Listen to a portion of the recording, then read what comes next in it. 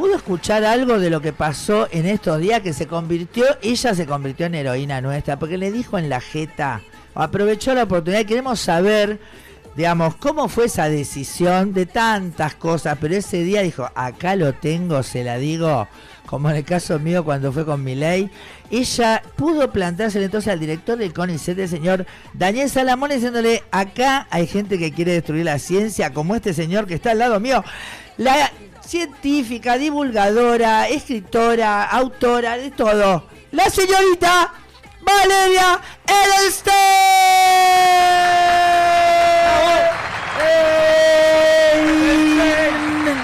Hola. Valeria, ¿estás Hola, ahí? ¿qué tal? ¿Cómo andan? Te presentamos así nomás, ¿viste? ¿Qué onda? Para subir al ring. ¿Cómo están? Bien, acá la verdad que como tantos, ¿no? Un poco conmocionados. Acá está mi amigo Gastón Cordera, que bueno, gracias por venir también, Gastón, pobrecito. Sí. Estoy sola acá, Valeria. Estoy sola y bueno, me vienen a acompañar. No, conmocionados en estos días de un año del daño, ¿no? Y bueno, la verdad que festejando tu figura ahí parada, ¿no? Recibiendo un premio, pero a su vez usando la ocasión para plantar bandera también y la lanza, ¿no? De decir realmente sin rodeos qué es lo que está pasando y quién es quién, ¿no? Así que te convertiste, por supuesto, ya lo eras, pero ahora más, ¿no? Una heroína del pueblo. Nah, en realidad, o sea, estoy de acuerdo en que fue una oportunidad y me parece que había que aprovecharla. Y lo que pasó simplemente es que fue con... No se Podría escucha. haber sido yo, podría haber sido otra... ¿No se escucha? Ahí sí, pero hay un momentito que escuchan? sí, ahí se escucha, ahí se escucha. Me quedo quieta. Dale. Me quedo quieta. No, decía que fue una contingencia, que estuviera yo ahí, o sea, me tocó ahí, qué bueno recibir el premio y demás, pero podría haber sido otra persona. Y lo importante era, me parecía, hablar de la lucha colectiva y de la catástrofe que está atravesando el sistema científico y ponerle nombre y apellido a las personas responsables, porque esto no es algo que pasa y bueno, íbamos caminando por la calle y se nos cayó el sistema científico. Esto es algo que es una decisión deliberada, tomada por un grupo de personas que están aplicando políticas que llevan a que haya migración forzosa de recursos humanos que fueron formados acá en nuestras universidades públicas, que despidan a compañeros y compañeras administrativas, que reduzcan el ingreso a carrera y también el número de becas, que se interrumpan líneas de investigación porque no hay financiamiento.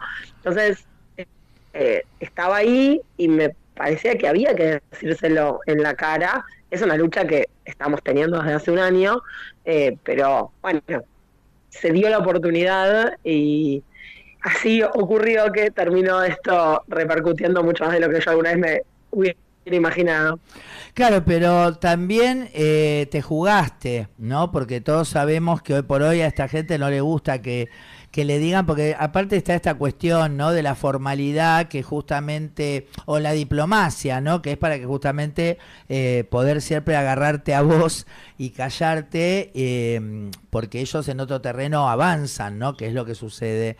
Y sin embargo vos decidiste, porque bueno, más allá de todo tu recorrido, que está claro de qué lado del tablero estás, ¿no? Porque acá, lo que decíamos, hay una lucha de modelos, de cosmovisión, vamos a decir así, que viene ancestralmente determinada, y que cada uno, consciente o inconsciente, va tomando un lugar. Pero vos claramente, digamos, por tu cuestión solamente ya de divulgadora científica, pero realmente preocupada para que la gente entienda, ¿no? O sea, abrir la ciencia para el acceso popular, que es también una acción política, ¿no? O sea, tiene que ver con un trasfondo político también. Pero digamos, hasta ahí podía ser, bueno, esta piba que se dedica a la cosa esta, la cochinada del tema de las mujeres y la ciencia, pero sin embargo, se lo dijiste en la cara.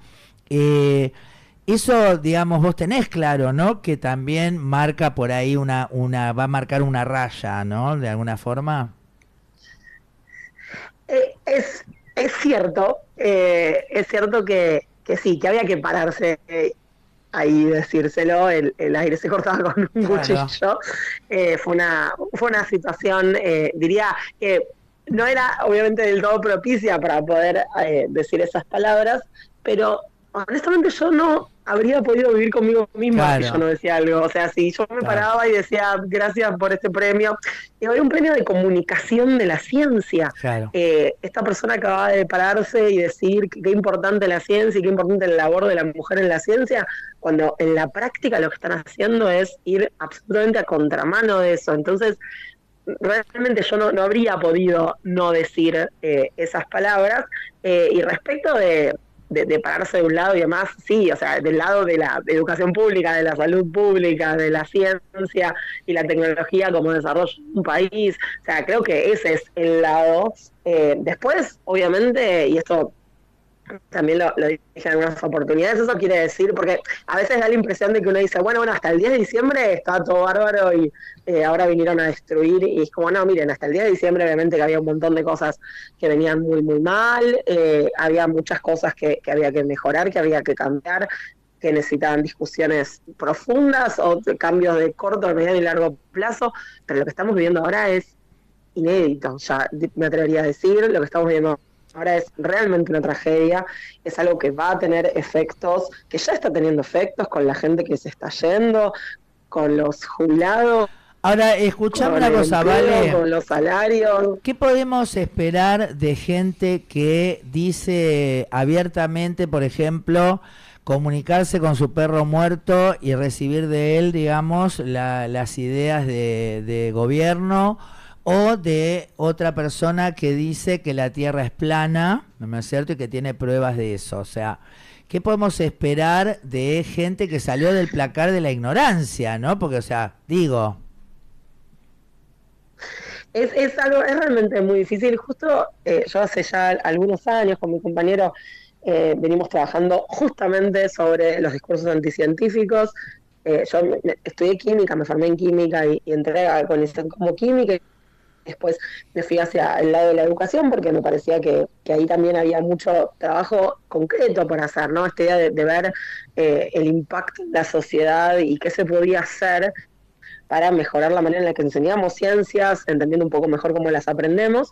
Y eso terminó llevándome, y ahora, bueno, junto con Claudio, a analizar, contrarrestarlos. Y eso tiene dos patas. Una es el tratamiento, que es qué hacemos con la gente que ya cree esto, ¿no? ¿Qué hacemos con claro, ahí mi ley está. negacionista del cambio climático, con los legisladores que creen que son antivacunas o que Ahora, creen que la Tierra es plana? la pregunta es esta. Mirá, ahí encontré lo que te quiero preguntar, creo que es una ocasión, ¿no? Cuando entonces la gente decía, había esa corriente antivacuna que decía que los que recibieron la vacuna, yo no sé, no me acuerdo si era la antivariólica o la antisarampionosa, pero que teníamos, digamos, provocaba cierta cuestión del espectro autista y eso, ¿no?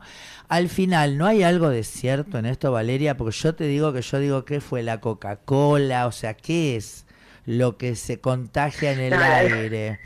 no. ¿Qué es lo que pasó?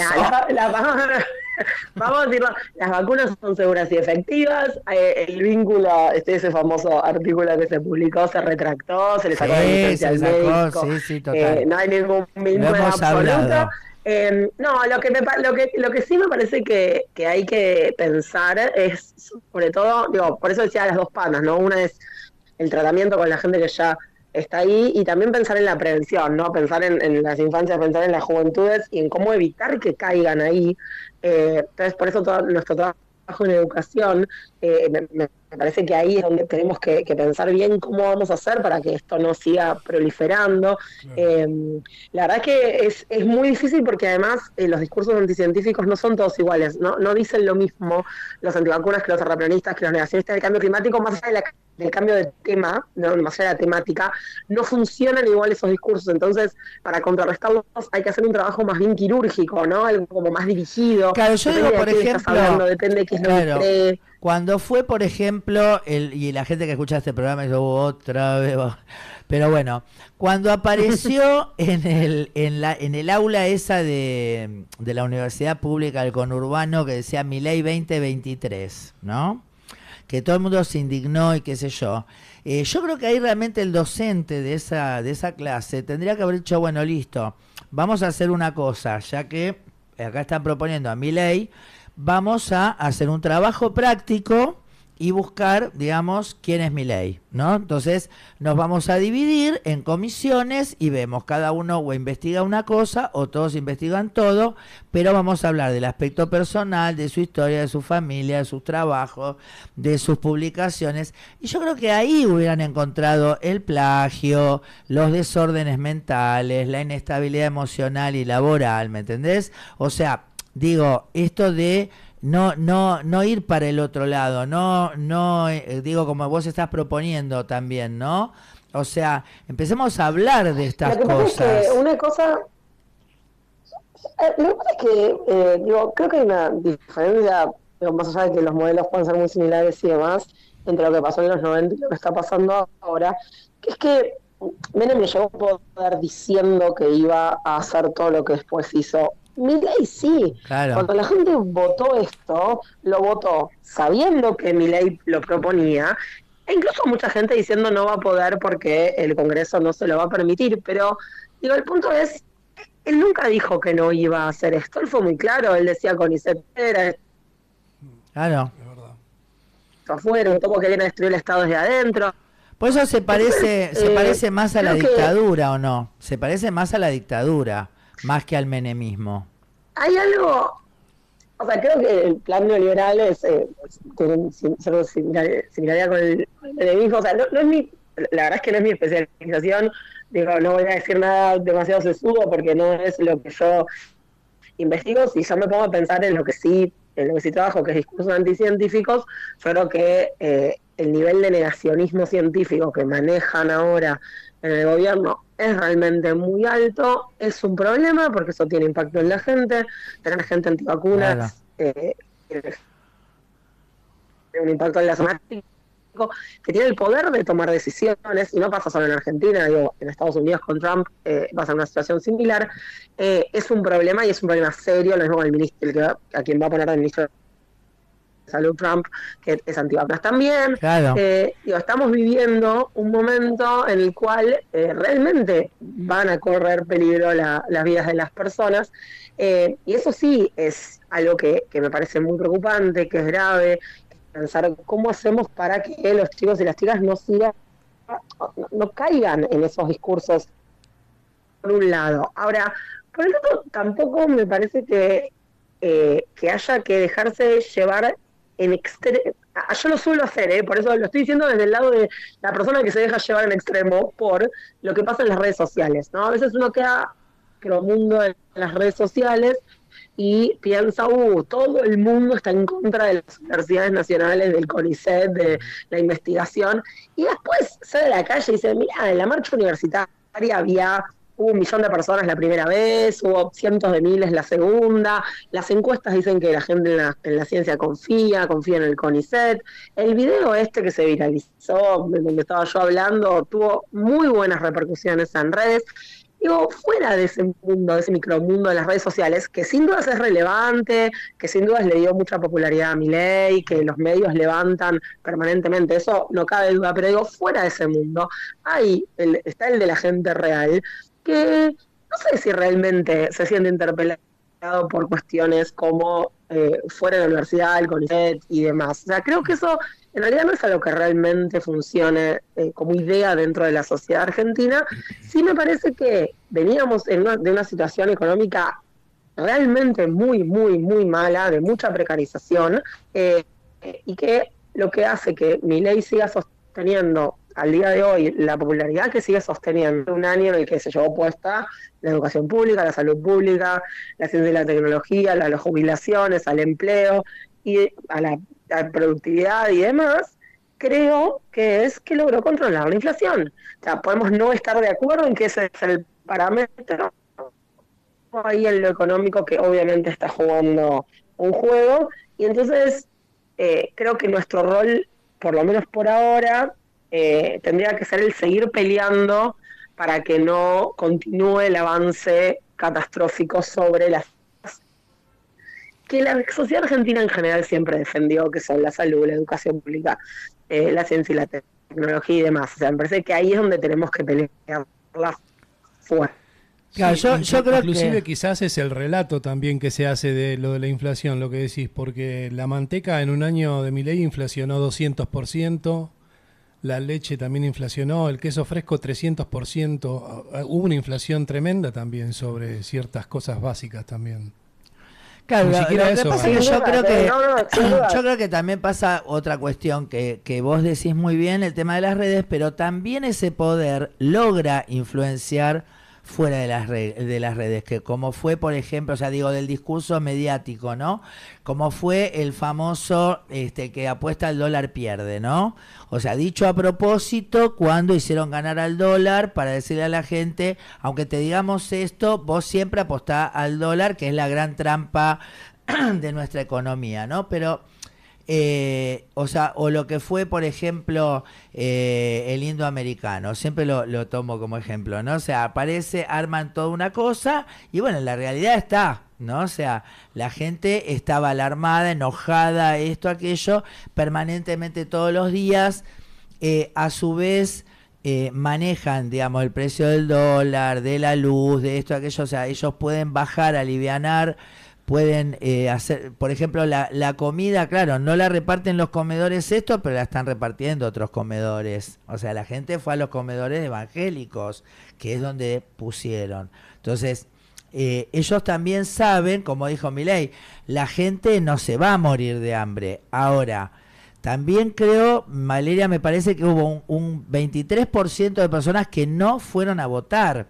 O sea, que no se sintieron incluidas en el debate, o sea, y que yo creo que esa gente hoy es la que sí se va a poner pilla en el sentido de decir, che, no, pará, porque realmente este tipo está avanzando sobre cosas que creíamos que no eran inamovibles, ¿no? Yo creo que hay algo que se rompió algo del pacto social que se rompió y Claro. algunas cuestiones que sí me resultan preocupantes.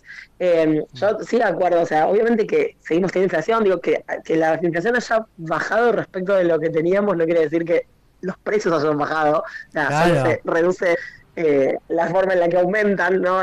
Eso claramente es así, sin dudas el relato lo saben construir, hay un fuerte sentimiento antiperonista, Muy antikirchnerista fuerte. que Claro. todavía mueve a mucha gente. Eso digo, es algo que los analistas políticos todo el tiempo mencionan. Yo puedo hablar desde el sistema científico-tecnológico y si uno mira las encuestas de que la gente sigue confiando en la ciencia y la tecnología, sigue confiando en las instituciones públicas como el CONICET y como las universidades nacionales. Tampoco es que tengo ninguna respuesta muy clara. Si a mí me preguntaban hoy qué es lo que hay que hacer, la verdad es que no lo sé y eso es algo que me angustia. O sea, yo no es que ahora con mi compañero estamos haciendo, por ejemplo, todo diciembre el calendario de Adviento más ateo del mundo, le pusimos, que se llama Los logros de la ciencia argentina en un año de mierda.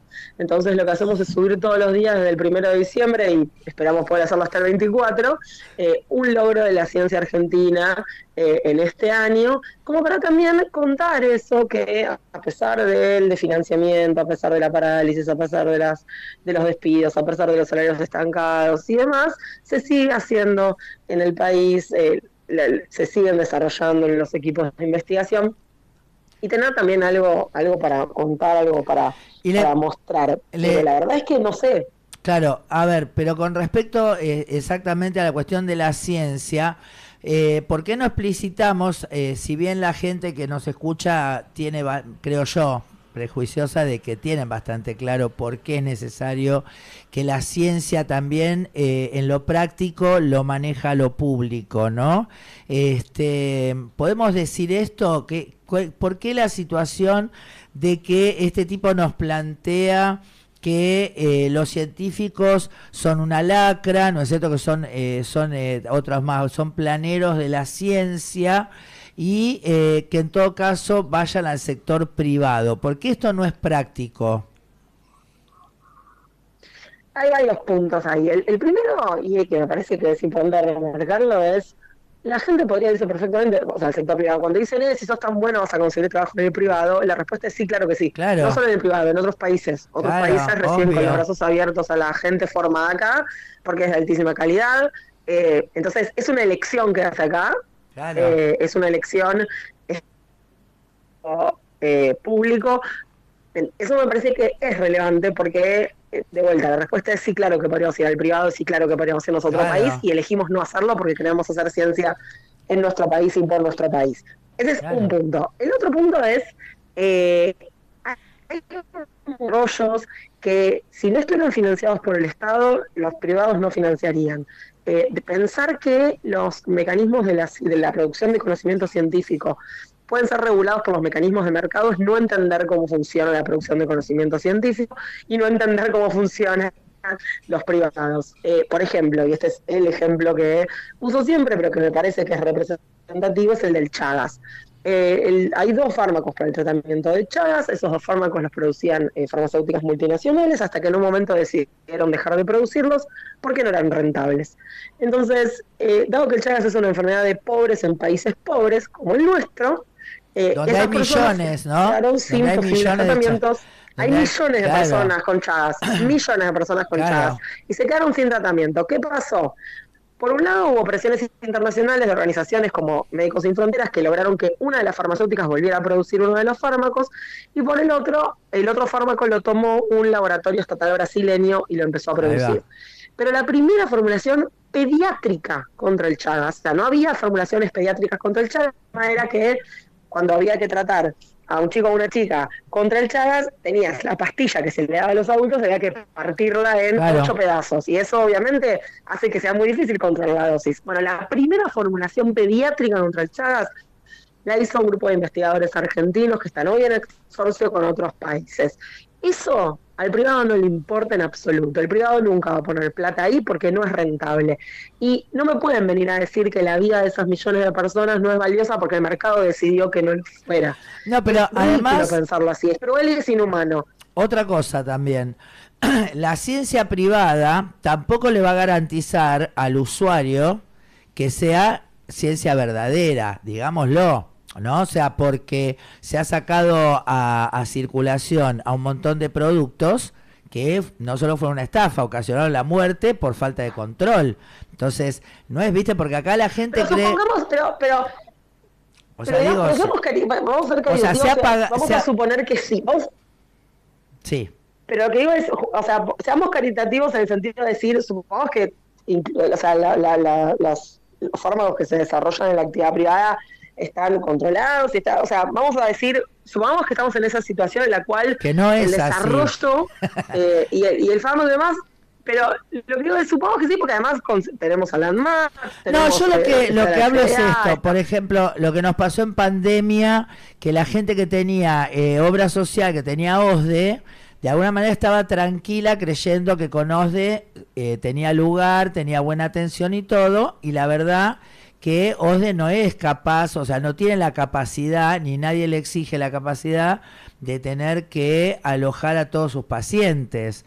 O que, ¿me entendés? O sea, o salgamos de lo que tenga que ver con la farmacéutica y vayámonos a otros productos donde, bueno, un hotel que se viene abajo porque se hace una reforma que evidentemente no estaba bien hecha y sin embargo se viene abajo. Entonces digo, si nosotros nos quedamos sin ciencia, con un control estatal, con un pie en el Estado para garantizar que lo que se hace tiene realmente sentido o no, que ha sido chequeado, es poner a que entonces los grupos como BlackRock se pongan a hacer medicamentos que ya no, o sea, como pasó también un poco con el tema Pfizer, ¿no? Entonces, en ese sentido digo, hago hincapié en pero ahí, lo que esto. digo, ahí me parece que hay que, pero yo ahí distinguiría. Una cosa es la regulación, Sí, que, o sea, yo de acuerdo en que hay que tener una regulación estricta y demás, pero me parece que incluso uno podría imaginarse el escenario en el cual alguien te dijera, bueno,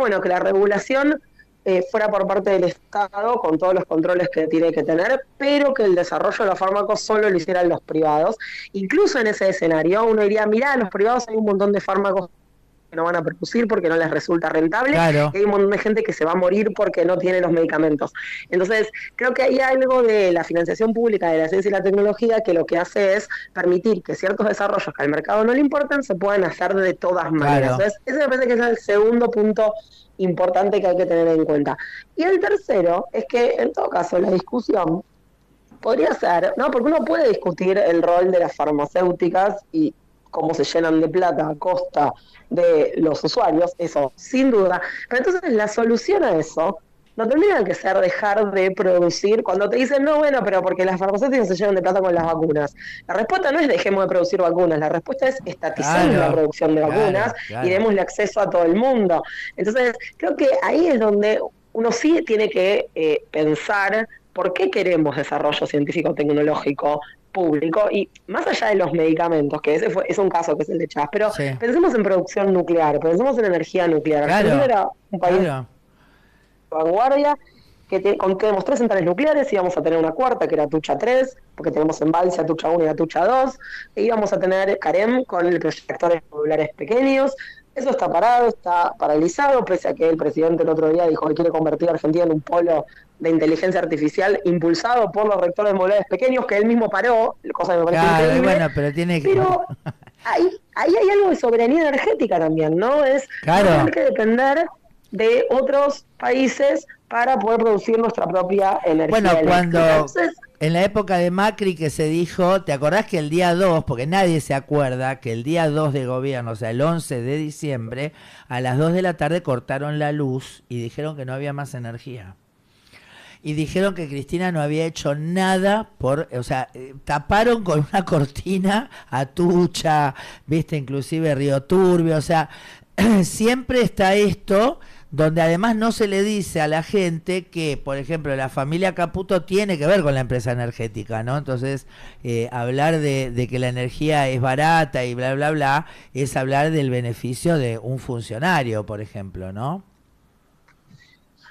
por eso digo que cuando uno piensa en la ciencia y la tecnología como motor del desarrollo, también está pensando en eso. También está pensando en que si necesitamos energía para las industrias, esa energía hay que producirla, y la producción de energía eléctrica de la mano de centrales nucleares es una energía limpia, entonces eso también ayuda Claro. a que se trate de mitigar un poco el cambio climático. No, pero Y no está hay todo cambio encadenado. climático, Valeria, Bueno, deja de ahí decir está, ahí estas está. cosas de zurda. Escúchame, amor. Es de zurda. Antes de que nos vayamos, acá estaba leyendo tu producción, digamos, literaria, ¿no? Entonces, por ejemplo, los remedios de la abuela, mitos y verdades de la medicina casera. Queremos saber de porque aparte hiciste el 2, ¿no? De esto. Remedios de la abuela, por ejemplo, para el tema de la erección. ¿Están en ese libro? ¿Podemos encontrar, por ejemplo, la falta de orgasmo femenino y la solución de los remedios de la abuela? ¿Hay algún remedio de la abuela No. para esto? No hay ninguno, no. Puta Yo debo madre. decir que el título es un poco, es un clickbait. No, el libro, el primero, cuenta cómo llega un remedio de la naturaleza a la farmacia, habla mucho sobre química farmacológica. Yo hice mi doctorado en un laboratorio que hacía química farmacológica, entonces cuenta un poco ese camino, y tiene estas cositas de pensar si detrás de los famosos remedios caseros tenemos o no una explicación que pueda venir desde la ciencia. Muchas veces la hay, muchas veces no la hay, pero lo interesante es cómo aprendimos a tomar esos remedios caseros, folclóricos, y mejorarlos, ¿no? Desde la ciencia. Decir, bueno, por ejemplo, históricamente se usaba esta hierba para tales dolencias, a ver qué tiene. Ah, mira, Claro. nos dimos cuenta de que este principio activo funcionaba y lo purificamos, lo mejoramos. Bueno, yo después conseguimos otro un día, vale, buen yo, envase. escúchame, yo otro día vamos a tener otra conversación donde quiero que nos expliques cómo se hace para ver un compuesto. ¿Está bien? ¿Cómo se hace Bueno. para saber el compuesto que tengo ahí? Que estamos hablando de una molécula, o sea, de lo más pequeño e ínfimo. ¿Y cómo se maneja el científico para entonces saber qué carajo está haciendo ahí? Porque la verdad que ese es para mí, la cocina de todo esto. Y Dale. te agradezco muchísimo, muchísimo esta charla que acá nos dicen que gracias a ambas por esta conversación que tantísimo aporta, así que bueno, Para mí, genial, te veo de hace mucho, me encanta lo tuyo, me identifico, ¿no? En esta cuestión de, vos sabés que yo antes de estar ahí en la pandemia hablando y todo eso, me dediqué mucho también en la comunicación a la cuestión VIH, ¿no? Y a través del VIH, por supuesto, a las diversidades, etcétera, etcétera. Entonces, bueno, ahí me siento me sentía un poco como aliada a vos. Y te quiero decir nada más, porque ya te vi que sos atea, ¿no? Y te lo respeto absolutamente, te lo respeto absolutamente. Pero yo vengo de un hogar marxista, así que ya con eso te digo todo. Pero la verdad, y lo voy a dejar acá, ¿viste? Voy a hacer como hacen los periodistas, todo, que es lo que ellos quieren decir y nada más, ¿ok? Bien, y ya después digo chau, no te preocupes. Claro. Yo la verdad que empecé a creer en Dios cuando leí un libro de química biológica. ¿Ok? No cuando leí la Biblia. Vamos a dejarlo para otro momento. Vamos a dejarlo para otra conversación. Lo hablamos, dale. Porque yo prefiero confiar en la ciencia, pero está muy bien. Muchas gracias por el espacio y por la conversación. Muchísimas gracias a vos por todo tu recorrido, por tu ocupación, por tu trascendencia, por tu coraje, de verdad. Y bueno, por tu compañerismo a todos nosotros en general, que sos hermosa y te quiero mucho. Así que un aplauso, un beso, un cariño para Valeria Edelstein.